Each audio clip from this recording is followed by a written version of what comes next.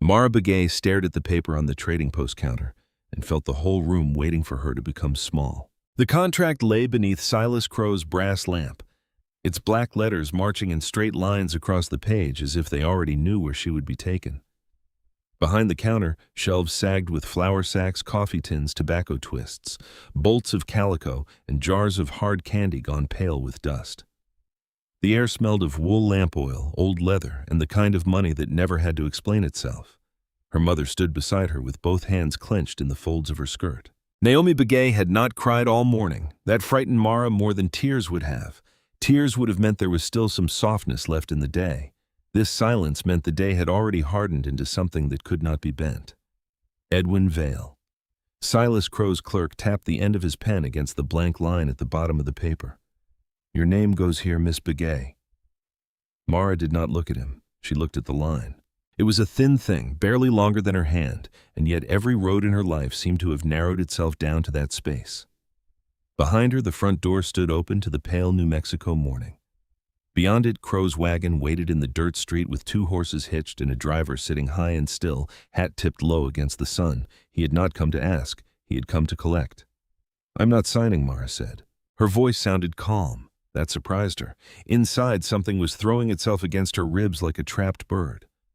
Vale sighed softly the way a man sighed when a woman had failed to understand simple arithmetic. "Miss Begay, this arrangement clears your mother's debt in full. The supply note, the wool advance, the medicine account, the grazing lien, all of it. Mr. Crow is offering mercy where the law does not require him to offer any." Mara turned her head and looked at him then. "Mercy does not come with a wagon?" A faint color rose in Vale's narrow face. He was a clean man in a dirty country with polished boots and cuffs too white for the road outside. Men like him never raised their voices. They did not need to. They carried other men's power in their pockets and called it paperwork. Naomi moved then just slightly, her hand touching Mara's sleeve. "Mara," one word, barely breath. Mara felt it go through her. "No," she said, turning to her mother. "Do not ask me with your eyes if you cannot ask me with your mouth."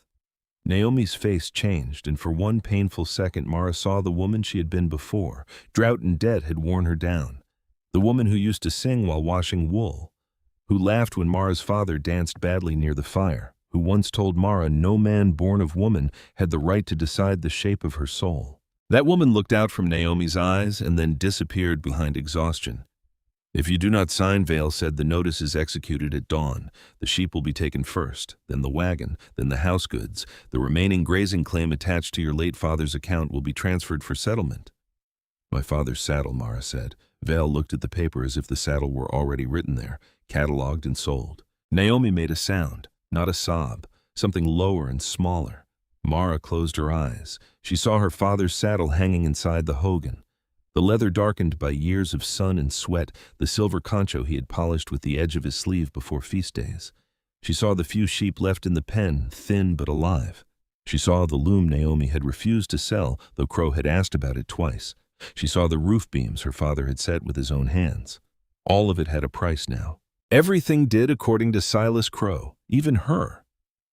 "Who is he?" Mara asked. Vale blinked. "I beg your pardon? The man whose name is on that paper?" Vale glanced down, though he knew exactly which name she meant. "Jonah Yazzie, 35 years old, rancher, horse breeder, runs a respectable place near the Chuska foothills. Sheep, cattle, horses, reliable water access, considerable land." And he agreed to this. "Mr. Yazzie understands the value of a proper arrangement." Mara almost laughed. It would have been a terrible sound if she had let it out. "A proper arrangement," she repeated. Naomi's hand tightened on her sleeve. Vale slid the paper an inch closer. "Your mother remains in her home. Her debt is forgiven. You enter a lawful contract marriage with a man capable of supporting you. Many girls would consider that a fortunate end to a difficult season." Mara leaned forward, placing both palms flat on the counter. The wood was scarred by years of trade knife marks, ink stains, burned circles from hot tin cups. "I am not livestock. I am not land. I am not something a man can mark down in a ledger. But if signing this paper keeps my mother under a roof tonight, then let the devil know I signed it with my eyes open." The room went still. Even the driver outside seemed to stop shifting on the wagon seat. Vale's mouth pressed into a thin line. "Is that a yes?" Mara picked up the pen.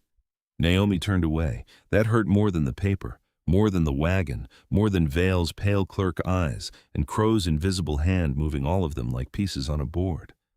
It hurt because Mara knew her mother could not watch, and also knew Naomi would hear the scratch of the pen for the rest of her life. Mara signed. Her name looked too small. Mara Begay. 19 years old, written into a bargain she had not made. Vale sanded the ink, folded the paper, and slipped it into a leather satchel. His hands were careful, respectful almost. Men always handled documents with more gentleness than they handled the people inside them. "The wagon leaves at sundown," he said.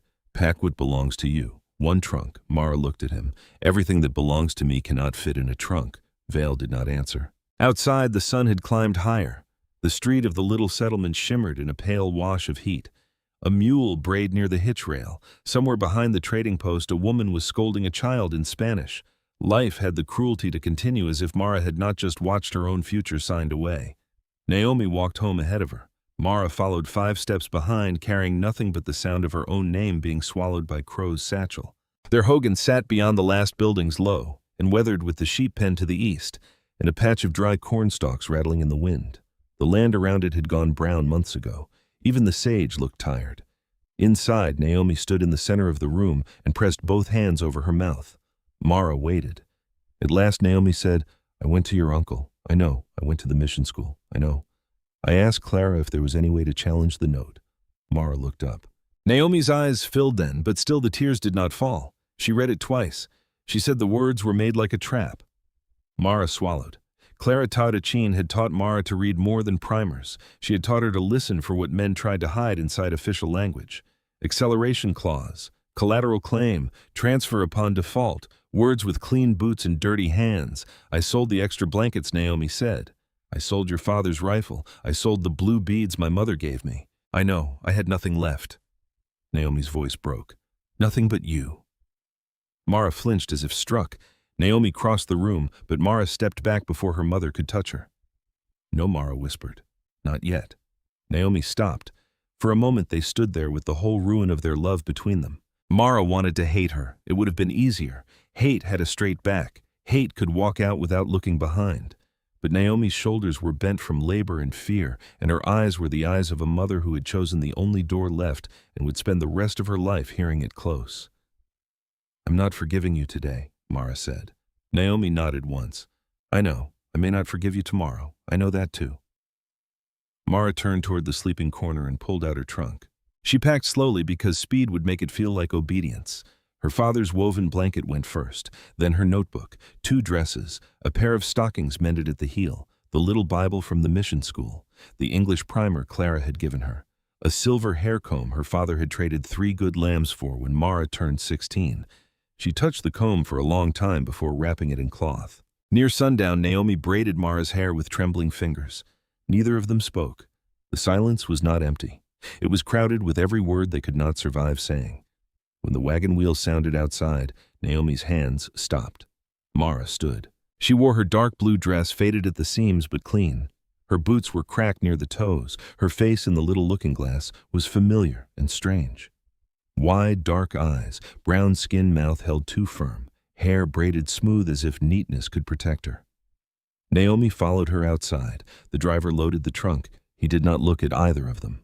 Mara turned to her mother, and all the anger inside her shifted, not leaving but making room for grief. Naomi reached for her, then slowly this time asking without words. Mara let her. Her mother placed both hands over Mara's heart. "You listen to me," Naomi said, voice low and fierce. "No paper owns you. No man owns you. No debt owns you. What God put breath into no ledger can make property." Mara's throat tightened. "I need you to live," Naomi whispered. "Even if you hate me, live." Mara stepped back before the tears could come. She climbed into the wagon. She didn't look back when it started moving. Not when the wheels passed the sheep pen. Not when the hogan dropped behind a rise. Not when she heard or thought she heard her mother finally break. The road bent west into open country. The Chuska Mountains darkened ahead, purple against a sky burning red at the edges. Wind dragged dust across the trail. The driver said nothing. Mara preferred it that way. She used the miles to build herself again. Watch everything. Trust no one too quickly. Learn the doors, windows, trails, and fence lines. Find out why Silas Crow wanted her inside Jonah Yazzie house. Never forget her mother's hands over her heart. Never forget that her name belonged to her before it belonged to any paper. By the time the first ranch light appeared in the distance, the last color had drained from the sky. The wagon passed between two cedar posts and rolled into a yard, smelling of hay, horses' smoke, and cold water. A man stood near the porch. Tall, still, hat low, hands at his sides. Jonah Yazzie did not come forward. He watched Mara step down from the wagon, watched the driver unload her trunk, and said nothing for so long that Mara felt anger rise again, just to keep fear from taking its place. She lifted her chin. "I want to be clear," she said. "Whatever Silas Crow told you, whatever this contract says, I'm not property." The man looked at her for a long moment. Then Jonah Yazzie nodded once. "There's a room made up," he said. His voice was low, rough from disuse, and quieter than she expected. "It has a lock." He reached into his coat pocket and held out a key. "The key is yours." The key lay in Mara's palm like a small piece of iron truth, heavier than it had any right to be. She looked from it to Jonah Yazzie's face and found nothing there she could use. Not cruelty, not warmth, not hunger, not even impatience. He stood in the yard with the porch lantern burning behind him and the Chuska darkness rising at his back, and his expression was as closed as stone after rain. A locked door can be a prison, or it can be mercy. Mara did not know which one Jonah Yazzie had given her, only that the key was warm in her palm, and the man had not asked for anything in return. The driver dropped her trunk at the foot of the porch with a dull thud. "That all?" he asked. Jonah did not look at him. "That's all." The driver climbed back onto the wagon and turned the horses without another word. Dust lifted under the wheels and drifted through the lantern light like smoke. Mara watched the wagon leave until the dark took it. Then she turned back toward the house. Jonah picked up her trunk before she could reach for it. "I can carry my own things," she said. He stopped, hand on the leather handle. For a moment she thought he would ignore her. Men often heard a woman's refusal as whether something passing through, but not worth answering. Jonah set the trunk down. "Then carry it," he said. No anger, no insult, just the words plain and low. Mara bent, gripped the handle, and lifted. The trunk pulled hard at her shoulder, but she kept her face still as she dragged it up the porch steps. Jonah opened the door and stood aside. The inside of the house surprised her. She had expected neglect, maybe grandeur, maybe the lonely disorder of a man who lived with no one to see him. Instead, everything was simple and kept. A woven rug lay straight before the hearth. Saddles were hung on pegs near the mudroom, oiled and clean. A rifle rested above the mantel. The kitchen beyond smelled faintly of coffeewood ash and mutton stew. The house did not feel rich. It felt watched over. That made her uneasy. Jonah led her down a short hall to a small room facing east. He opened the door and stepped back.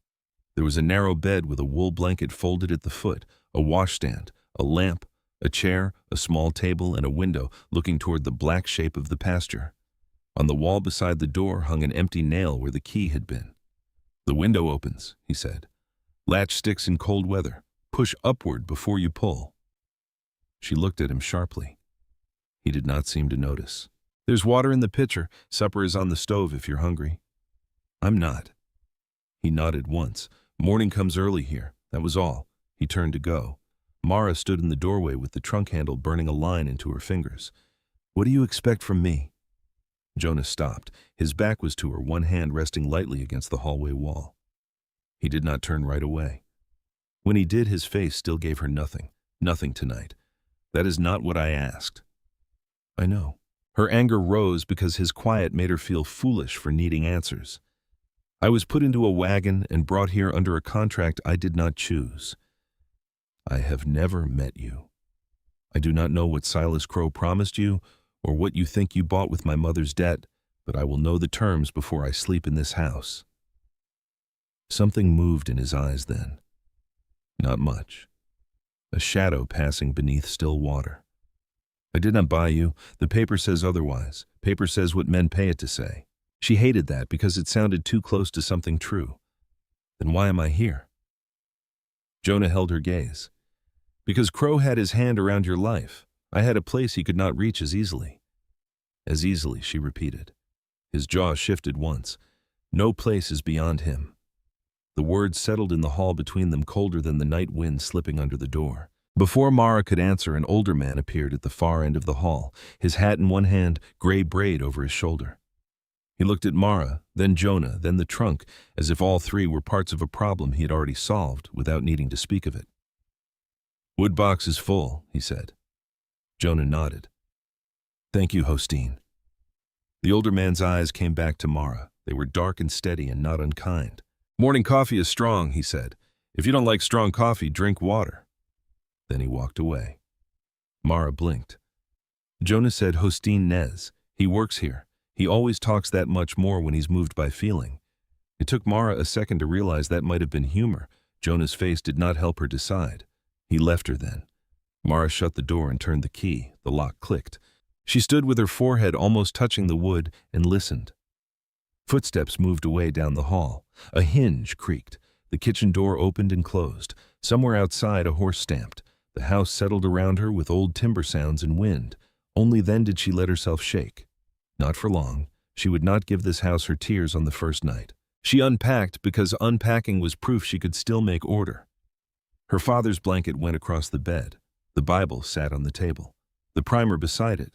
Her notebook she placed under the pillow, then reconsidered and tucked beneath the mattress. The silver comb stayed wrapped in cloth. When hunger finally came, it came like an insult. She waited until the house had gone quiet before opening the door. The hallway was dark except for a lamp left burning near the kitchen.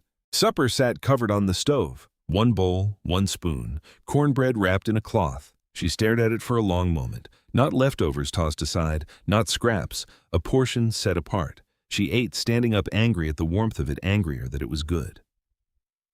The next morning she woke before the sun, confused for one breath by the strange ceiling above her. Then memory returned whole. The contract, the wagon, Jonah Yazzie, the key. She washed, braided her hair, and went into the kitchen expecting to find him there.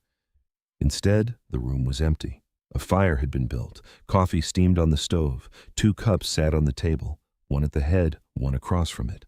Mara stood there with her hand on the chair back. Through the window she saw movement in the yard, Jonah near the corral, speaking to Hostine, and a younger man with a bright scarf at his throat. Horses shifted behind the rails, their breath white in the cold dawn.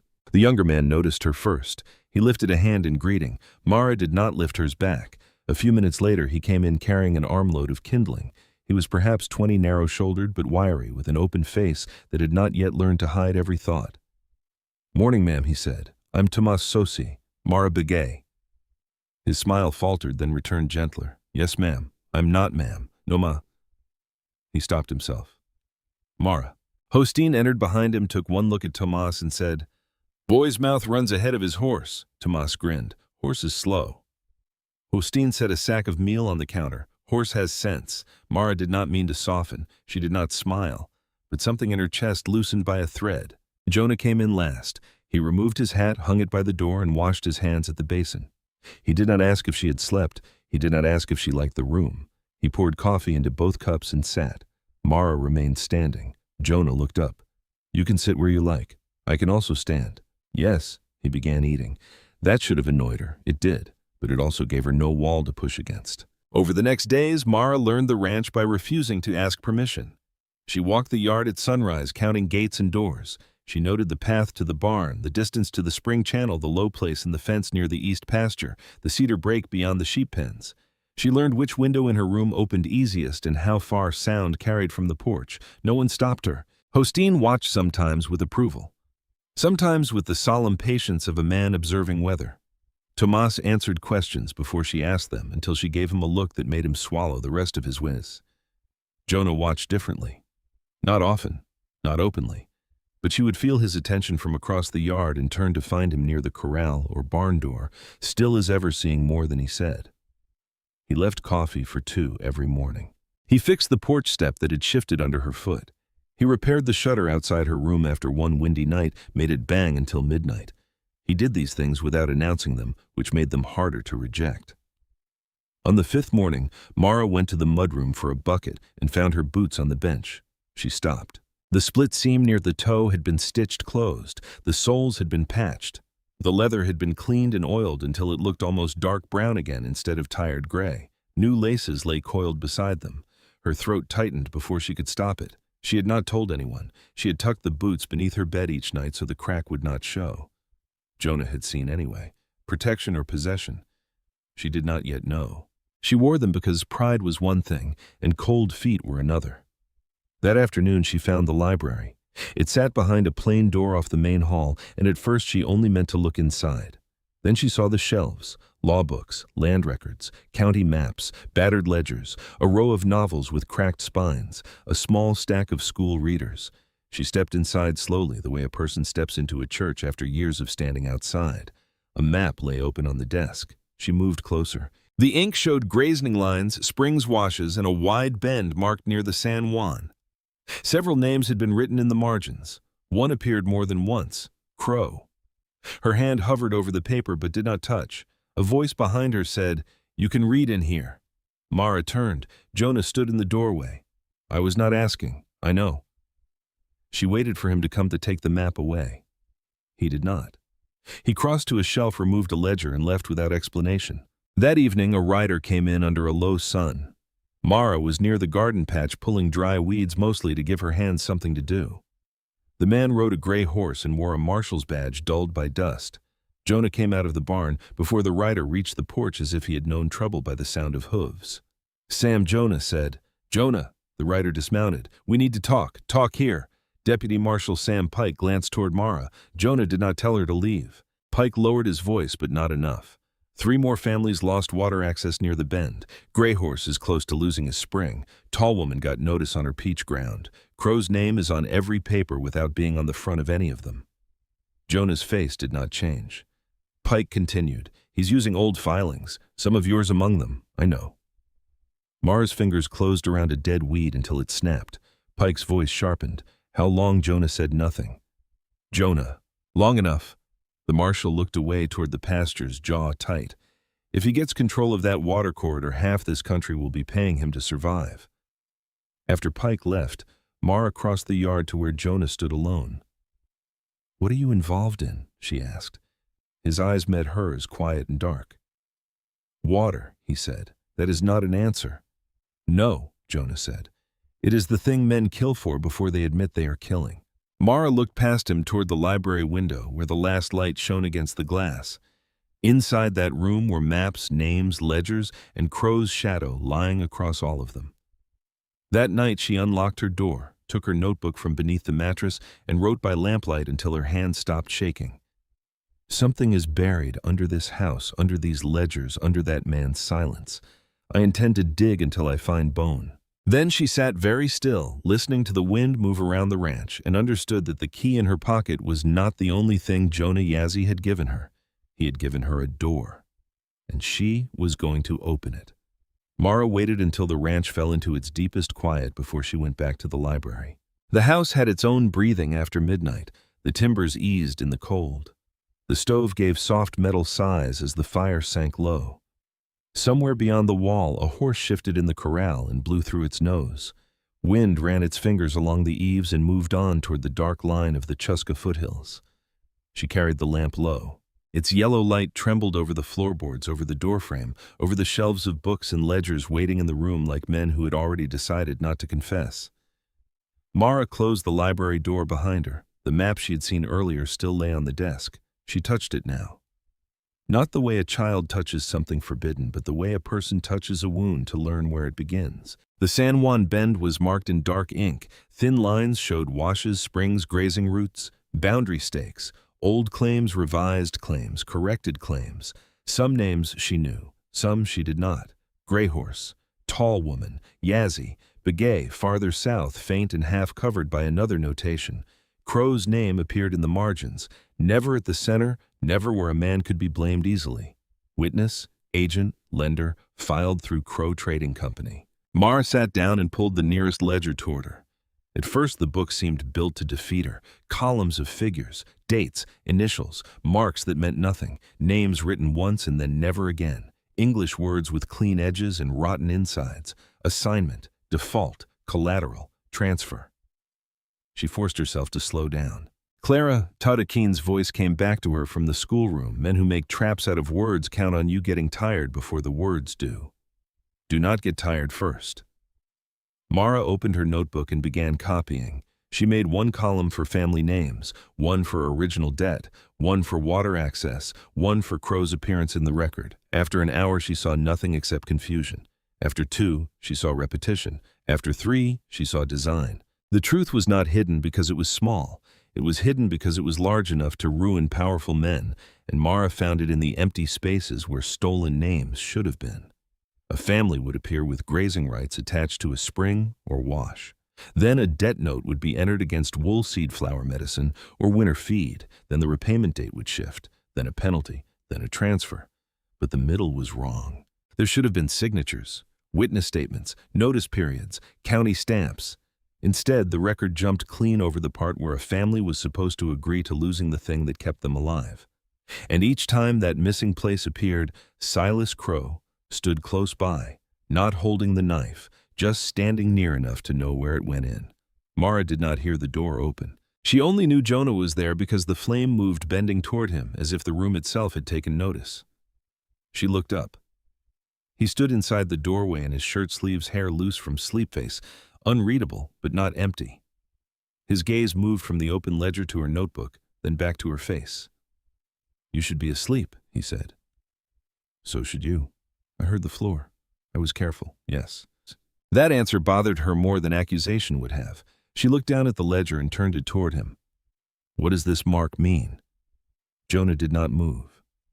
"Mara, what does it mean?" He crossed the room slowly as if each step had to be decided. He stood beside the desk and looked where she pointed, a small triangle drawn beside 3 different family names. His silence changed. It grew heavier. "It means revised water access. Revised by whom county office? Requested by whom?" He did not answer quickly enough. Mara leaned back in the chair. "Crow." Jonah's jaw tightened once. She almost smiled, but there was no pleasure in being right.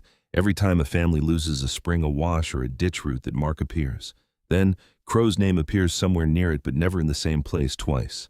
Witness here, lender there, representative elsewhere, like a man walking around a fire and claiming he never touched the flame. Jonah looked at her notebook. "You built a system. I was taught to read what men hoped I would skip." Something shifted in his face at that. Not surprise exactly. Recognition. He reached past her, took a thinner ledger from the lower shelf, and opened the front cover. Inside, pressed flat beneath a pasted page, was a folded sheet covered in symbols and explanations. Mara stared at it. "The key," Jonah said. "You knew this was here." "Yes. And you let me spend half the night fighting the records without it. I wanted to see what you found without being led." Anger rose clean and hot. "You tested me. I trusted what you noticed. Do not dress control up and call it trust." He looked at her then fully. "You're right," he said. That stopped her more effectively than any defense could have. Mara took the key sheet and laid it beside her notes. The symbols opened at once. Triangles for revised water access, half circles for conditional grazing, crossed lines for contested transfer, a small black dot for private debt secured against land use. Her stomach turned. "This is not careless record-keeping," she said. "This is a machine, yes. How long have you known who?" Jonah rested one hand on the back of the chair across from her. His fingers were still. Everything about him was still. But she had begun to understand that his stillness was not peace. It was containment. 3 years. The words entered the room quietly and stayed there. Mara looked at the shelves, the maps, the ledgers, the closed drawers. 3 years, she repeated, and you kept eating at Crow's table when I had to. You let him think you were useful. Yes. You let him use your name. Yes. Her voice lowered. And you let him put me in a wagon. Pain crossed his face so quickly she would have missed it 2 weeks ago. She did not miss it now. I did not know about you until the day he sent Vale to your mother. You knew enough to agree. I knew enough to know what refusing would do. Mara stood so quickly the chair scraped the floor. Do not make yourself noble in my story. I'm not. You took the contract. Yes. You let me come here not knowing whether I was safe. Yes. The third yes came rougher than the others. Mara hated that she heard the difference. Jonah looked down at the ledger, then back at her. Crow had already marked your mother's claim. If I refused, he would not have returned you to her. He would have found another arrangement, one farther from anyone who might ask questions. The room seemed to tilt slightly. Mara thought of Vale's clean hands, the wagon waiting before she signed. Her mother's face turned away because she could not bear to watch. She thought of Jonah standing in the yard with a key in his hand. You should have told me. I know, from the first night. I know. I have spent every hour in this house deciding whether your silence was protection or another kind of cage. Jonah's eyes closed briefly. When he opened them, his face was stripped of something.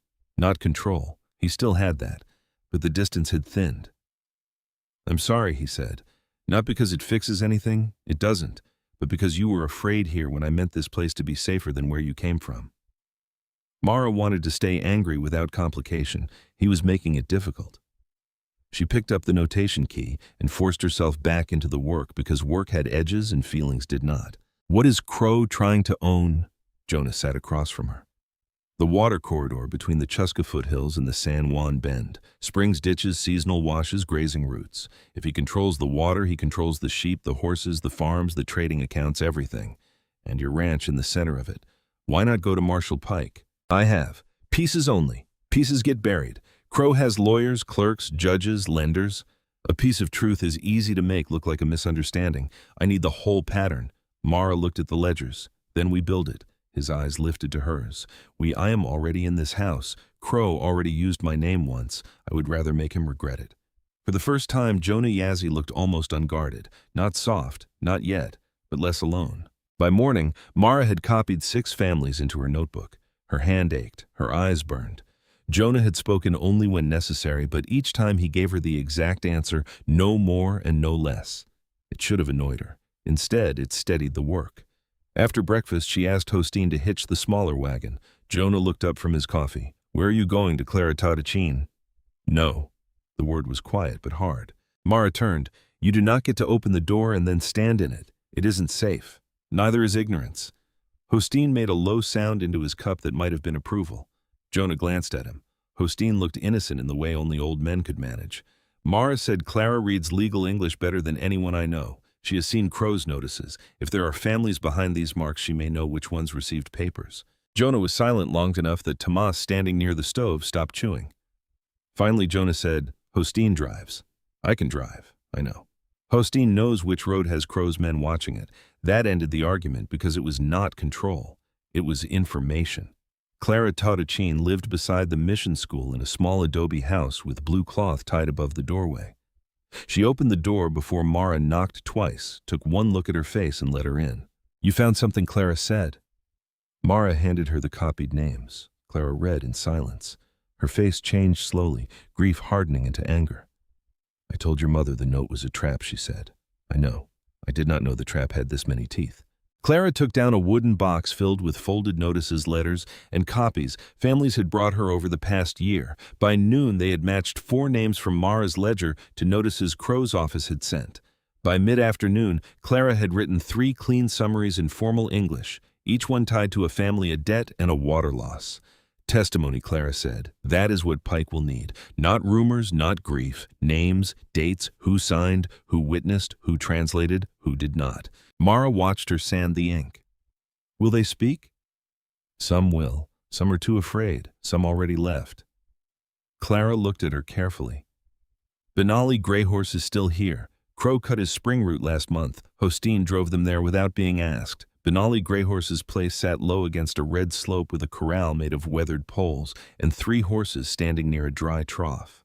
The horses were too thin, not starving, but wrong in a way Mara felt before she understood. Benali came out slowly, a tall old man with silver hair and a face cut deep by sun and sorrow. He listened to Clara, then to Mara. When Mara showed him the copied mark beside his name, he took the paper in both hands. My father watered horses at that spring, he said. His father before him. Crow's man told me old use is not ownership. His mouth twisted on the last word. He gave them his statement before sunset. Not easily, not quickly, but completely. On the ride back, Mara held the folded testimony inside her coat. It felt heavier than paper. It felt like a living thing. At the ranch, Jonah stood near the corral replacing a broken rail. He looked at her, then at the paper in her hand. Grey Horse, he asked. Yes. His shoulders lowered by a fraction. That small sign of relief told Mara more than a speech would have. She should have gone inside then. She should have eaten, slept, let the day settle.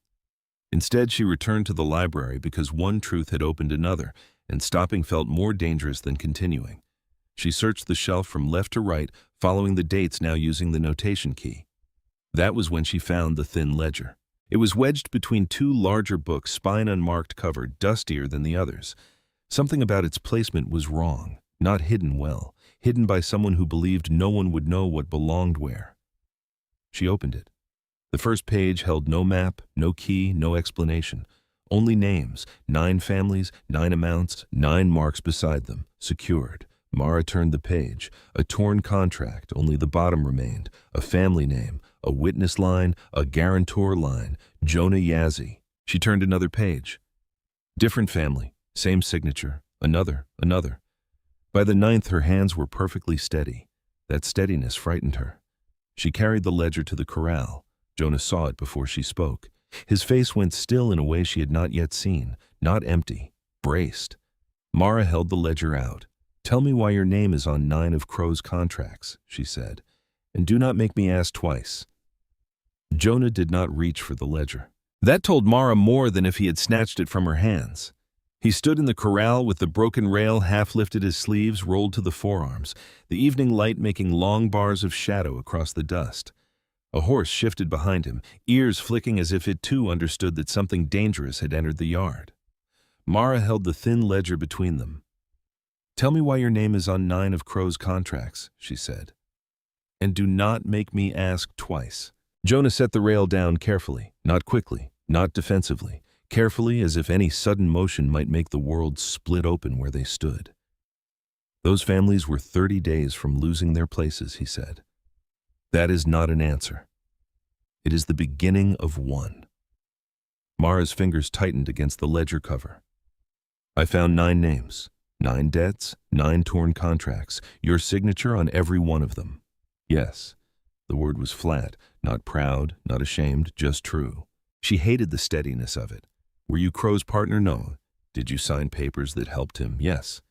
The answer struck her harder because he didn't soften it. A coldness opened in Mara's chest. She thought of Benali Greyhorse's thin horses standing near a dry trough.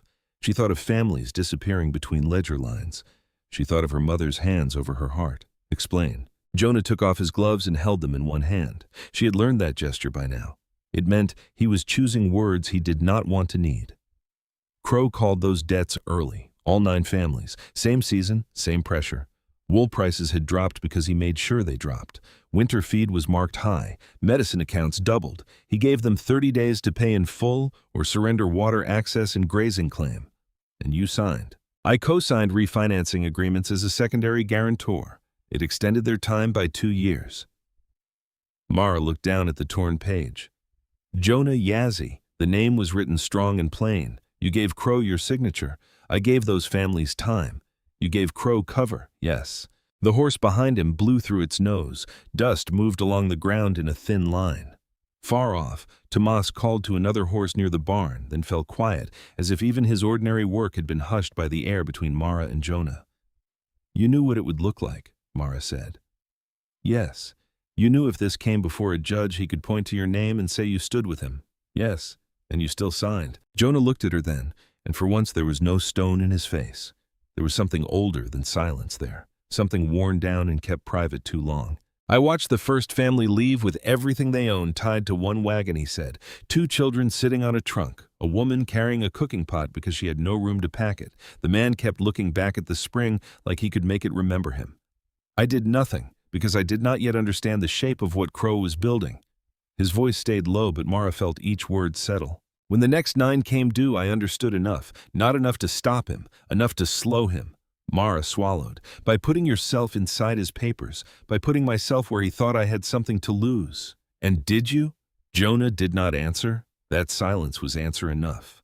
Mara looked again at the ledger. The anger in her did not disappear. It changed its weight, became less clean, more difficult to hold. "You should have told me," she said. "I know.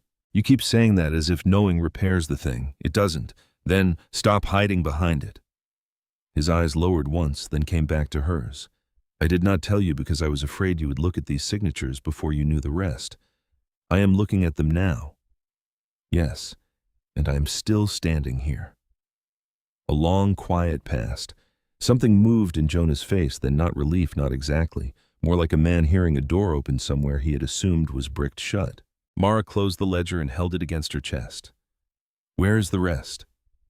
His brow tightened. The rest, if you signed these to buy time, then you were gathering something during that time. You said pieces get buried. You said you needed the whole pattern. Where is it? Jonah looked toward the house. The library. Then we go to the library. They worked until the lamp burned low. Jonah unlocked a cabinet Mara had not seen opened before and laid out folded statements. County notices, maps, copies of grazing agreements, and letters from families who had brought him papers they could not read. Clara's notes joined them. Benally's testimony lay near the top, written in Clara's careful English with his own mark beneath it. Mara read until her eyes ached.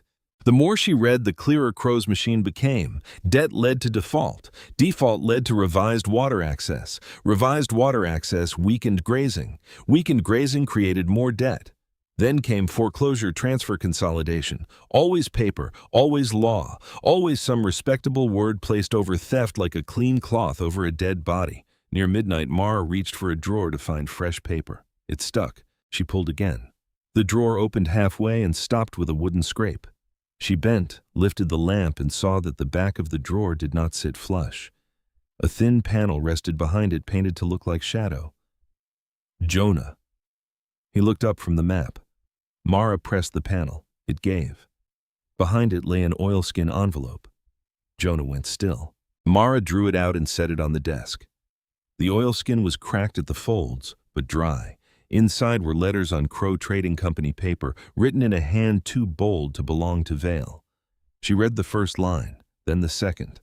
By the third, Jonah had come to stand beside her. By the fourth, neither of them was breathing easily. The letters laid out everything Crow had hidden behind scattered filings. He was not taking land at random.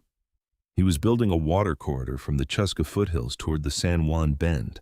Springs, washes, ditch rights, grazing routes, every piece moving toward one private holding. Mara unfolded the last page. A map. Jonah's ranch sat in the center, circled in dark ink. A line had been drawn through it. Mara stared until the lamp blurred. He was coming for this place, she said. Jonah's face had emptied in the way men empty when the blow is too accurate to react to. Yes, he used me to get inside your house. Jonah's hand curled slowly into a fist on the edge of the desk. He thought I would treat you as part of the bargain, that I would let the contract make you a weakness in the title. A wife brought through debt, Mara said, the words bitter on her tongue.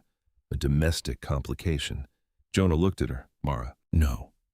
She folded the map with careful hands, because if she did not do something carefully, she might break something. Do not pity me. Not now. I don't. She looked up. He said it again lower.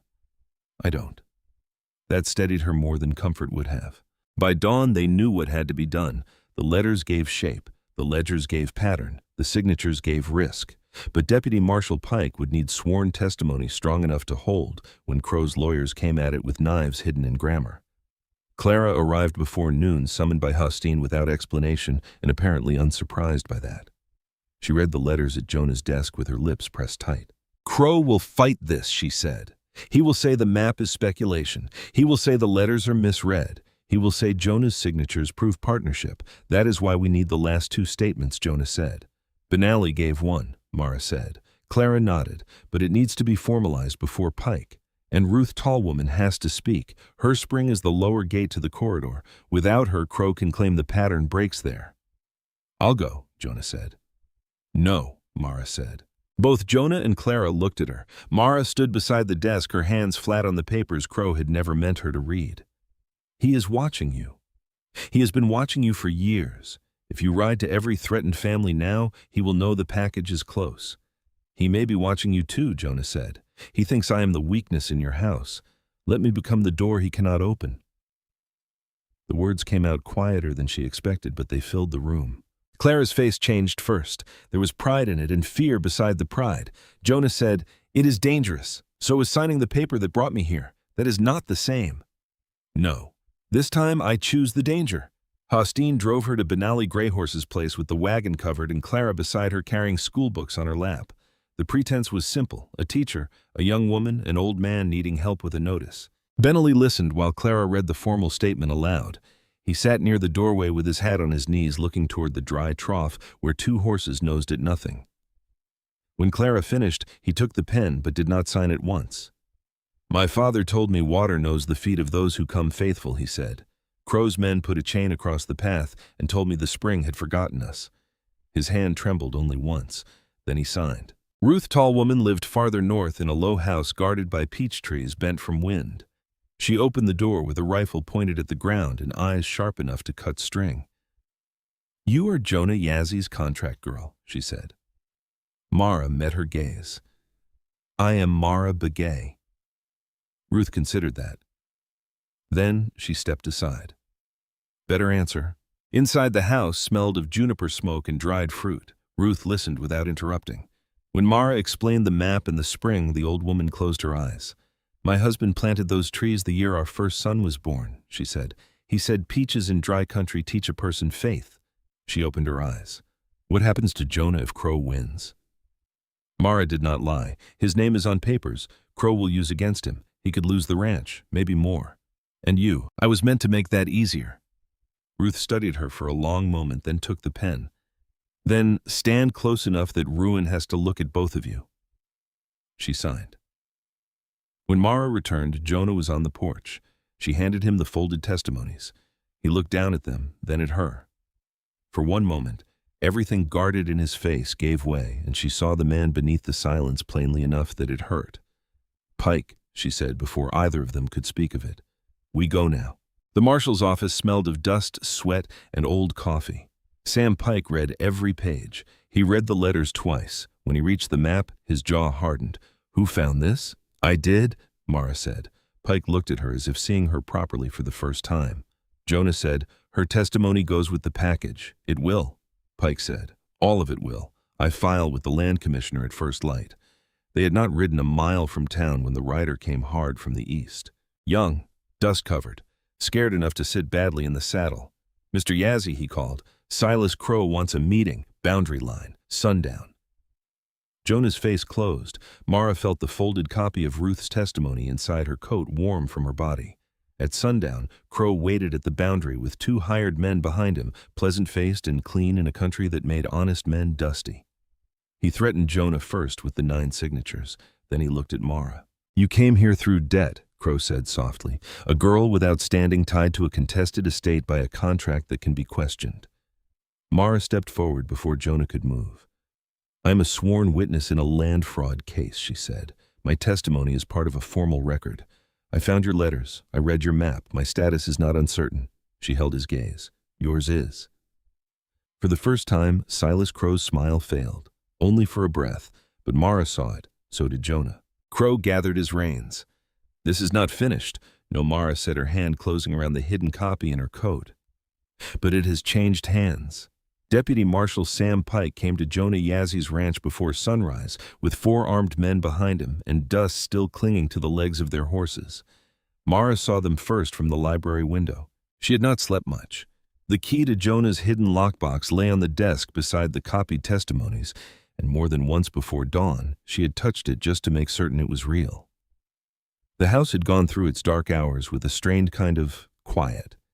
Not peace, not rest, but the watchful silence of a living thing listening for a predator in the brush. When Pike rode through the gate, Jonah was already on the porch. He must have heard the horses before anyone else. He stood with his coat unbuttoned, hair still damp from washing, face closed in that old way Mara now understood as preparation, not indifference. Pike dismounted fast. "I have a leak," he said. Jonah's gaze moved once to the deputies behind him. "One of yours." Pike's mouth tightened. "Deputy Harlan, 6 years with me. His brother-in-law works survey lines for Crow. He sent word before we left town yesterday." Mara stepped onto the porch. Pike looked at her, then at Jonah. "Crow knows the package is complete. He knows about the letters. He knows you went to me. He'll move before the filing holds," Jonah said. "I moved the filing." For the first time, Jonah's stillness broke by a fraction. Pike took off his hat and wiped the sweatband with his thumb. "Sent a rider to the Territorial Land Commissioner last night with copies and my preliminary affidavit. Originals still need formal entry, but the record exists now. Crow won't know that yet. He'll think he has until morning." "What will he do?" Mara asked. Pike looked at her directly. He had stopped treating her like someone standing near the matter. Now he looked at her as part of it. "He'll come tonight with a seizure order from Judge Ralston. Ralston has been taking favors from Crow for years." The order will claim Jonah's ranch is tied to fraudulent agreements because of those 9 signatures. Crow will bring a clerk, hired riders, and a wagon. He'll try to take the house, the records, and the water claim before the commissioner's office can stop him clean. Can he? Mara asked. Only if this property looks undefended in law. Pike put his hat back on. So it won't. I'll be at the gate. My deputies will be on the road. Jonah needs to stand here in person. So do you. Mara felt Jonah look at her. She did not look back yet. Pike continued.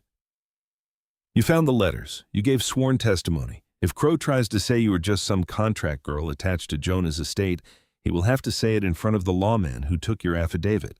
Hostine Nez appeared at the side of the porch, quiet as weathered wood. Tomas stood behind him, face pale but jaw set. What do you need? Hostine asked. Jonah answered without hesitation. West fence watched, east pasture cleared, barn doors barred after sundown. No one fires unless Pike gives word or someone crosses with a weapon drawn. Hostine nodded once. Good, Tomas swallowed. I'll take east. You'll take it with your rifle clean and your head cleaner, Hostine said. Tomas nodded more seriously that time. The ranch changed after that. Not loudly, not with panic. A working place knew how to prepare for weather, sick animals, broken wells, hard winters, and men with bad intentions. The preparation was the same, hands moving where hands were needed. Clara Totachin arrived near noon in a buckboard with school books stacked beside her. Inside, 3 of them were copies of testimony wrapped in cloth and hidden beneath lesson pages. Benali Greyhorse came an hour later with 2 grown sons and 3 horses, saying only that a man ought to stand near the spring he meant to keep. Ruth Tallwoman did not come, but she sent a folded note by Clara. If Crow rides past your gate, tell him my rifle and my Bible are both clean. Mara read it once and pressed it flat beneath her palm. The day moved too slowly. She checked the copies against the originals until the words blurred. Crow's letters, Benali's statement, Ruth's mark, Clara's translations, the 9 agreements bearing Jonah's name. Every piece had a place. Every place had a purpose. That steadied her. Near sunset, Jonah came to the library door. You should eat, he said. You first. I did. You looked at a plate. That counts in some circles. She looked up. There it was again, almost humor-thin and careful but alive. She would have smiled if fear had not been sitting so close to her heart. Jonah stepped inside and closed the door halfway. There is something you need to know before tonight. Mara set down her pen. When this is done, he said, if Crow's contract structure falls, the paper that brought you here falls with it. Pike confirmed it. The agreement was tied to coercive debt and fraudulent legal pressure. It will not bind you. Mara heard the words but did not answer. Jonah stood very still. You can go back to Naomi. You can teach with Clara. You can leave this country entirely if that is what you want. I have money set aside. Enough to start somewhere without Crow's debt following you. Her chest tightened. Is that what you want? She asked. For me to leave? What I want cannot be the thing that decides this. That is not what I asked. His eyes held hers, dark and tired and honest. No, I do not want you to leave. The room changed around that confession, not with softness, with truth. But I want you free more than I want you near, he said. If you stay, it has to be because no paper, no debt, no fear, no pity, and no man's silence is holding you. Mara stood. For weeks, she had been walking toward a choice without allowing herself to name it. It had been in the coffee, waiting at dawn, in the mended boots, in the key, and the lamp between them, as they worked in the way he had stepped back whenever freedom mattered more than wanting. She crossed the room until she stood close enough to see the dust on his sleeve. I was brought here by force, she said. I'm staying by choice. That is the difference, and that is everything. Jonah's face opened, not all at once, not dramatically, but like a door unlatched after years of being swollen shut by weather. Mara, he said. She shook her head. Not now. If you say something kind, I may cry, and I refuse to meet Silas Crow with red eyes. A breath moved through him, almost a laugh, almost pain. Then I won't. Good. The first riders came at 10. The moon was thin, the yard washed in blue dark. Mara stood beside Jonah at the porch rail while Pike's deputies held the gate. Hostine was West Thomas East, Clara inside the house with the copied testimony, Benali and his sons near the corral as witnesses, silent and steady. Crow brought 7 riders, a clerk in a dark coat, Judge Ralston on a chestnut horse and a wagon. The wagon was what made Mara's stomach turn. Not the guns, not the judge, the wagon. empty, waiting to be filled with other people's lives. Judge Ralston unfolded a paper at the gate and read in a hard, official voice, "By authority of the Western District Court, this property is subject to seizure pending investigation into fraudulent refinancing agreements, bearing the signature of Jonah Yazzie." "That order is contested," Pike said. Ralston looked down at him. "On what grounds?" "Formal evidence filed with the Territorial Land Commissioner before sunset, internal correspondence from Crow Trading Company, sworn testimony from affected families, chain of title analysis, and documents proving coercive debt manipulation." The judge stopped reading. Crow sat behind him, pleasant-faced and still. Before sunset, Ralston said. Pike's voice stayed even. "You may want to consider whether you want your name attached to an emergency seizure after the commissioner already has record of the fraud it was meant to protect." The clerk lowered his eyes. 4 riders shifted their horses back. Men who worked for pay could smell a lost cause when law started changing direction. Then Crow rode forward. "Clever," he said softly. No one answered. His eyes moved to Mara. "Especially you. I mistook you for a frightened girl with nowhere to stand." Mara stepped off the porch and walked to the gate beside Jonah. "You mistook everyone," she said. "That was your habit." Crow's smile thinned. "You came here through debt, through a paper your own mother allowed." Jonah moved slightly, but Mara lifted one hand, not to stop him like a command, to tell him she had this. "Yes," she said, "and every paper you used to trap me became one more paper against you." Pike stepped forward. "Silas Crow, you are under arrest for land fraud, coercive debt manipulation, corruption of judicial process, and conspiracy to seize water rights under fraudulent claim." Crow looked at the deputies moving in on either side of him. For one moment the pleasantness vanished, and Mara saw the man beneath small, furious unbelieving that the people he had written down had learned to read. Then the mask returned. He dismounted with dignity. It did not impress her. Dignity without conscience was only another costume. When they put irons on him, no one cheered. Benelli removed his hat. Hostine murmured something low in Diné. Tomas stood with both hands tight around his rifle, eyes wide, as if watching a story become history. Mara felt no triumph, only the heavy settling of a wrong finally named. The months after were not simple, but they were real. Crow's lawyers fought hard. Judge Ralston resigned before formal charges could ruin him publicly. Deputy Harlan was removed and taken under guard. The water claims were reviewed, then restored. Benali's horses returned to their spring by early thaw. Ruth Tallwoman's peach trees survived the winter, and when the first blossoms came, she sent Mara one branch wrapped in damp cloth. Clara began holding evening lessons in Jonah's library. Women came first, then boys, then 2 old men who claimed they were only there to fix a chair and stayed through the alphabet. Naomi arrived in February with a small trunk and Mara's father's blanket folded in her lap. Mara met her at the gate. For a long while, neither spoke. Then Naomi touched Mara's face with both hands, the same hands that had pressed over her heart the day the wagon came. "You look different," Naomi whispered. "I am different." Naomi's mouth trembled. Happy Mara turned and looked toward the house. Jonah stood near the barn, giving them distance, hat in his hands. "Yes," Mara said, "but not because it was easy." Naomi nodded as if that was the only kind of happiness she trusted. Spring came slowly then, all at once. One afternoon, Jonah entered the library while Mara was setting chairs for Clara's lesson. He carried a folded paper. She knew it before he laid it on the desk. The contract. Her signature sat at the bottom, small and careful, belonging to a girl with no road left. "It was voided," Jonah said. "Pike got the original back." Mara touched the edge of it. "Why bring it to me?" "Because I want to ask you to stay," he said, with nothing hidden under the asking. "No debt, no contract, no obligation, only your choice." He drew a breath. "I love you. I do not have pretty words for it. I only know it has changed the shape of every quiet place in me." Mara looked at the paper, then at him. She thought of a wagon at sundown, a key warm in her palm, a map marked for theft, a gate under moonlight, her mother's hands, Jonah's silence becoming a room where truth could stand. "I love you too," she said. "I think I have for a while. I was just making certain it belonged to me before I gave it." His eyes shone, though no tears fell. Mara picked up the contract and walked to the fireplace. Jonah struck the match. She held the paper until the flame caught. Together they watched it curl, blacken, and fall into ash. By the time Clara arrived, the room smelled faintly of smoke and cedar. Mara opened the windows. 8 chairs waited in a circle. The room that had once held secrets now held voices. Marabige stood beside Jonah Yazzie in a house she had entered by force and chosen by freedom, and no ledger in the world had room enough to contain what that meant.